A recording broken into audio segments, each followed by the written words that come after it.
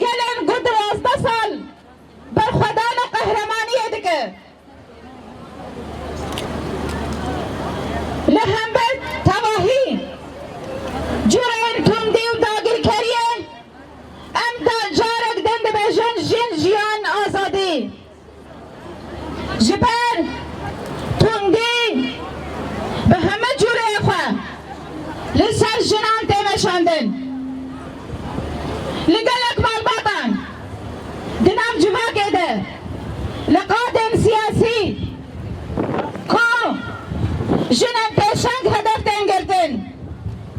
رخستنا جن هدف تنگرتن رخستنا جن کو پیشنگتیا شورا شارو جاوا با کروش نت سوری کرنه جنن کو لسر فلسفه جن جیان آزادی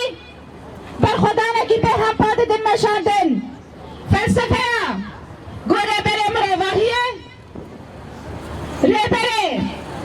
تکوشینا حریم زن ریبر آپش مردانیه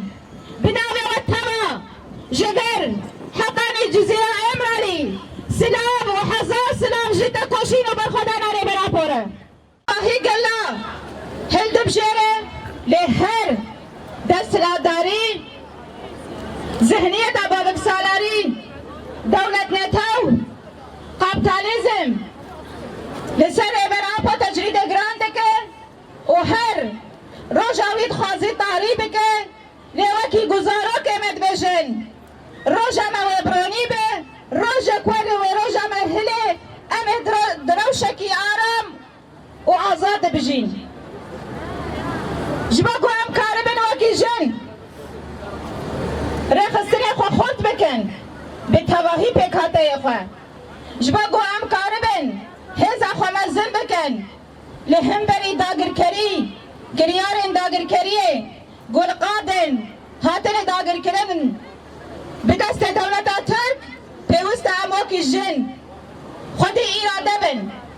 خودی حزبن خودی رخصتن بن دنام قادر داگر کریه هلوشینن ام هرم خواه جسر کانیه حطانی عفرینه جراب لسه رزگار بکن